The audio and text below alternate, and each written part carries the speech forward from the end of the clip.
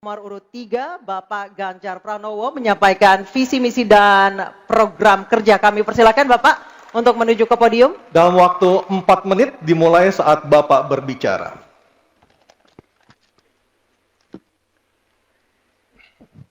Terima kasih.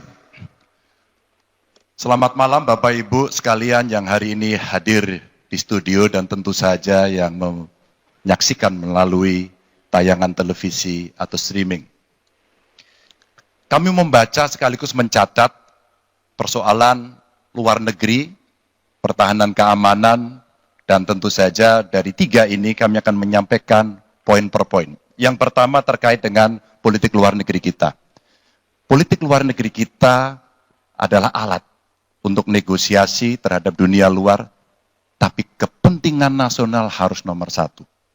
Kenapa itu menjadi penting? Karena kita mesti betul-betul bisa melakukan redefinisi terhadap politik luar negeri yang bebas aktif, yang disesuaikan dengan kondisi kekinian. Ini penting karena apa? Karena kita perlu untuk memilih, memilah, dan memprioritaskan yang menjadi kekuatan, keinginan dari bangsa dan negara ini. Rakyat butuh bekerja. Rakyat butuh lapangan kerja lebih banyak. Investasi harus lebih banyak.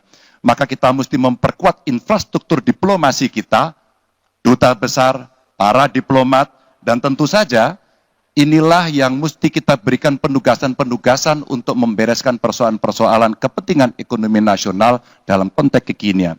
Dan tentu saja kita tidak pernah lupa, Indonesia selalu setia pada kesepakatan yang pernah diambil. Dekolonisasi yang dilakukan mendorong, meyakinkan kita semua untuk membebaskan seluruh bangsa, tanpa boleh mengintervensi satu dengan yang lain.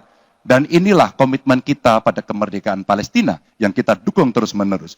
Maka kalaulah kemudian itu kita kerjakan, beberapa problem krisis iklim barangkali akan kita selesaikan dengan membawa pola-pola diplomasi sesuai dengan kekinian yang diperlukan.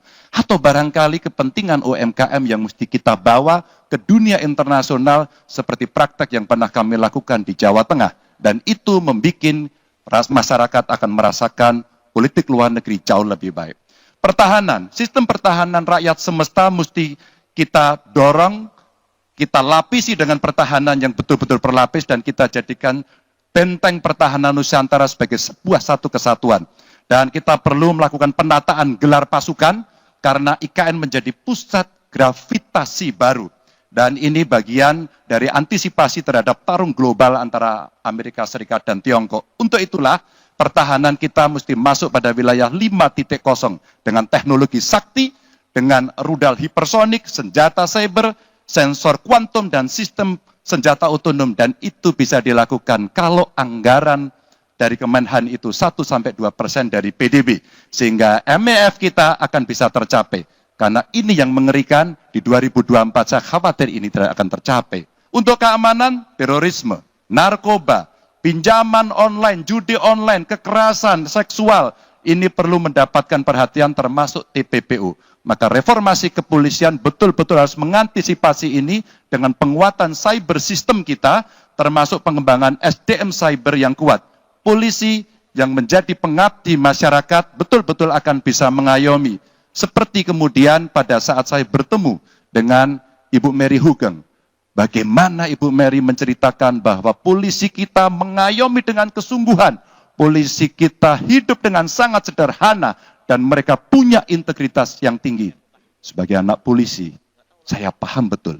Ini sesuatu yang sulit dan pasti akan bisa kita lakukan. Dan tentu saja inilah capaian-capaian yang akan kita lakukan oleh Ganjar Mahfud. Bismillah. Insya Allah kami siap. Baik, terima kasih Bapak Ganjar Pranowo. Kami persilakan kembali ke tempat Pak Ganjar. Kami persilakan kepada Bapak Anies